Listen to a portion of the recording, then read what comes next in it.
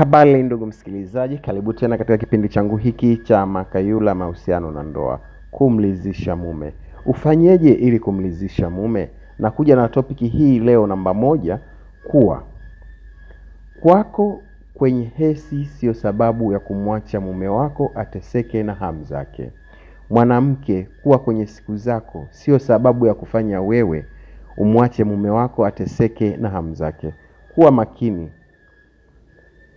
Usisababishe akatoka kwenye mstari, na wala si dhambi kumpa mumeo ushirikiano muhimu, ila msifanye tendo la ndoa tu wala kuchezewa kwa tupu yako. Hayo ndiyo yaloharamishwa na Mwenyezi Mungu.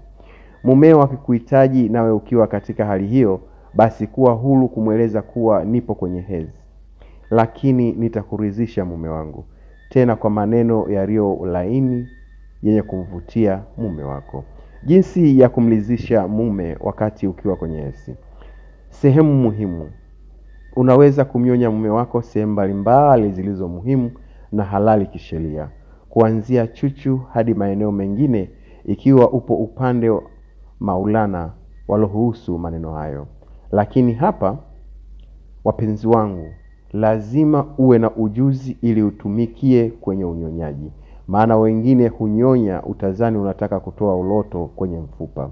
Bali pitisha ulimi wako taratibu sana, na wala usikaze ulimi unyonyapo chuchu za kifuani mwake na tundu za masikio yake pamoja na shingo yake.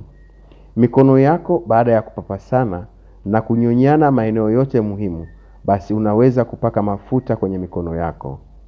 Miski ni bora, kwani humpa mume wako katika sehemu yake kuu. Ikiwa anatumia mikono yako ya kutelezesha taratibu, litamfanya ahisi kama yuko kwenye sehemu yake aloizoea kwa lile joto analolipata.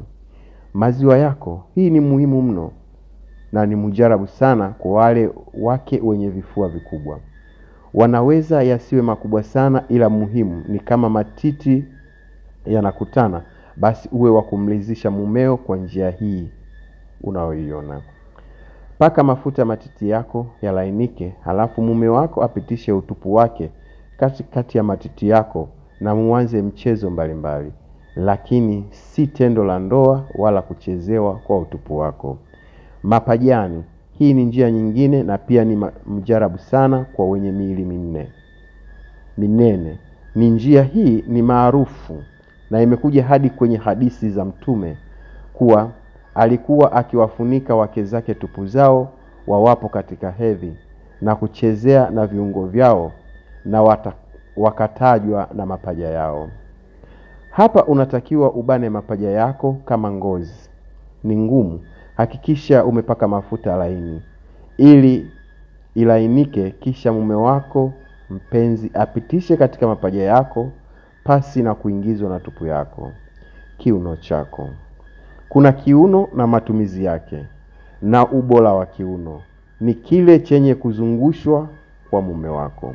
Kwa ajili hiyo, paka mafuta katika kiuno chako kilaini, kisha mume akamate tupu yake, awe anasugua wakati ukiwa unamzungushia kwa mahaba. Fanya hivyo na huku mpe maneno matamu mpaka aridhike haja yake. Unachotakiwa kudumisha ndoa yako. Mfanye mumeo ajihisi furaha arudipo nyumbani kwake. Usiwe mwingi wa kisilani, mume hataki mauzi. Arudipo nyumbani mkaribishe kwa mahaba. Jipambe kwa ajili yake, kwani wewe ndiyo pumbazo la macho yake na barafu wa moyo wake. Aingiapo mumeo, hiyo simu na tamthilia zako hazina nafasi hapo. Huo ni muda wako na mumeo.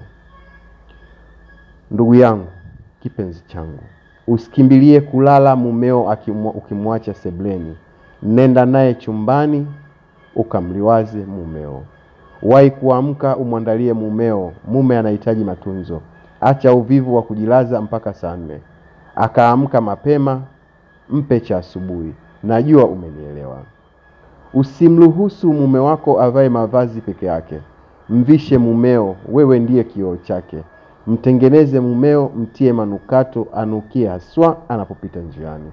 Mtoe mumeo aendapo kazini, sio anakuja wewe upo kitandani umejilaza hata ujui kavaa nguo gani. Aendapo mumeo kazini, muombee dua, mtie moyo, kwani huko aendako anaenda kupambania wewe kipenzi chake upate kula, mavazi na afya. Usimwache mume wako atoke ndani peke yake. Aende kazini, muage kwa bashasha, mkumbatie, mkisi, kisha msindikize mumeo hata kama mpaka nje. Si unamwacha mume wako atoke ndani peke yake. Haipendezi ndugu yangu. Na arudipo nyumbani, kuwa na shauku naye, jipambe vyema na umpokee kwa mahaba na tabasamu lililo bora. Hii ndo ile tunasema kudumisha ndoa yako. Hapa nimeweka topic 2 ambazo unatakiwa kuzijua. Kwanza ni jinsi gani ya kumridhisha mume, na pia lazima utambue kudumisha ndoa. Dumisha ndoa yako na jinsi gani ya kumridhisha mume. Basi kwa haya machache naomba nishie hapo, ila usisahau kusubscribe page yangu ili upate masomo yanayofuata.